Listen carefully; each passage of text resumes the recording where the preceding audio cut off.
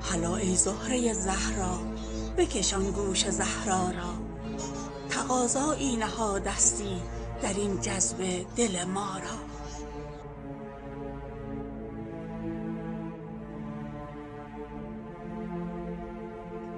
منم ناکام کام تو برای صید و دام تو، گهی بر رکن بام تو، گهی بگرفته صحرا را.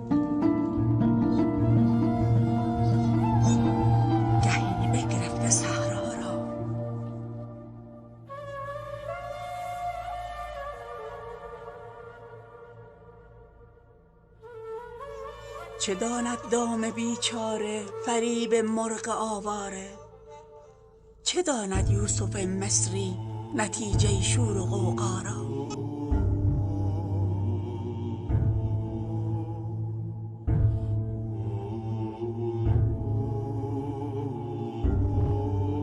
گریبان گیر و اینجا کش کسی را که تو خواهی خوش، که من دامم تو صیادی چه پنهان صنعتی یارا.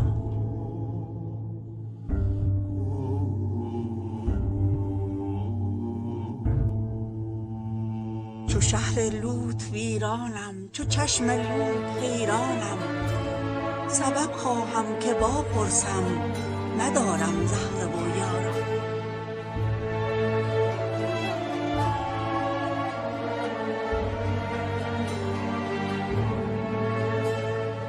اگر عطار عاشق بد سنایی شاه فایق بد، نه اینم من نه آنم من که گم کردم سر و پا را.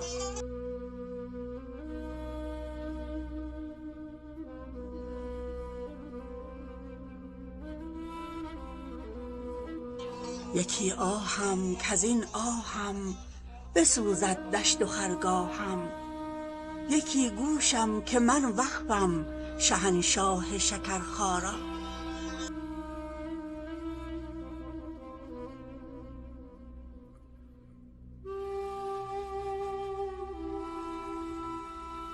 خمش کن در خموشی جان کشد چون کهربا آن را، که جانش مستعد باشد کشاکش های بالا را.